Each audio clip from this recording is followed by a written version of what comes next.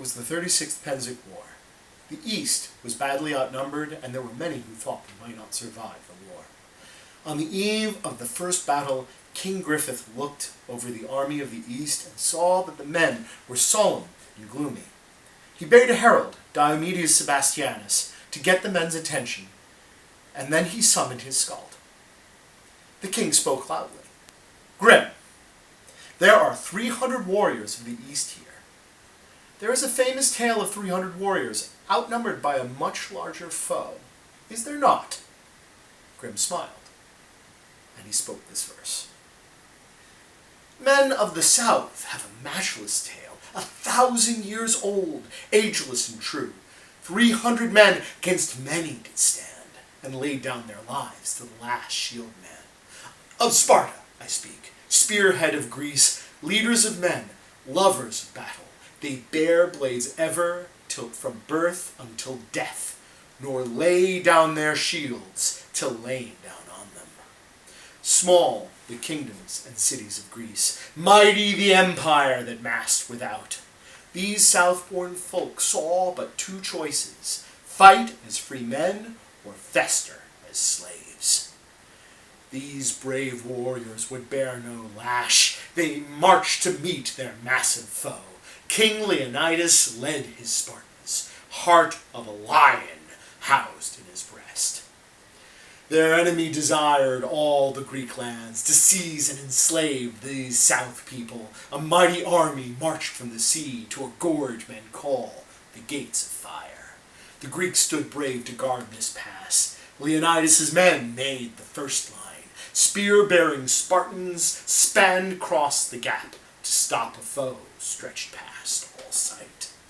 Xerxes the sovereign, self-proclaimed god, yelled to the Greeks, "Yield up your arms!" Called back the Spartans, "Come and get them!" Xerxes ordered his army to charge. A swarm of slaves sallied forward. 300 men matched against them. His Medes first met spear-wielders and fell by the score. Fed well the crows. The horde fell back, bloodied and fearful. All then did learn, not least Xerxes, humans are many, but men are few. God came resolved to send his elite. Called immortals were these mighty ones. They thought easily to overwhelm. Back fell the Greeks to flee, it seemed. Then they flanked the foe in a fierce pocket. Immortals were made mortal that day.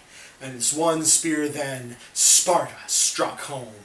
Fell on the field, foes without number, and few of the Greeks fell in return. From his throne Xerxes thrice leapt and stood. He feared greatly the fall of his men. His elite soldiers were sorely pressed and fell back from the fire of swords. But guile can defeat great warriors. A hidden way wound round the pass. Foul traitor took armies through, around the flank of the famed Spartans.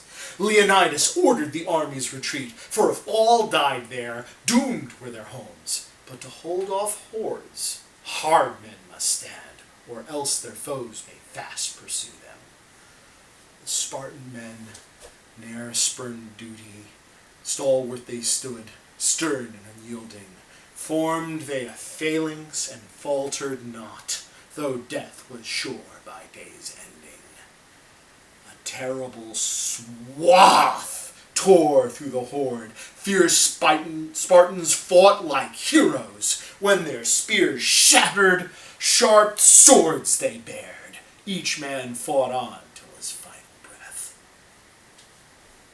Their bold sacrifice saved their fellows. Greeks escaped, scattered men rallied. The Spartans' stand inspired greatness. When the war was done, all had won glory.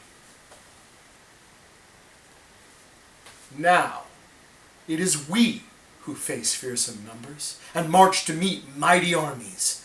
We follow the great Griffith, our king, heart of a tiger housed in his breast. This day we may die, or on this day triumph. For 1,000 years our tale will be sung.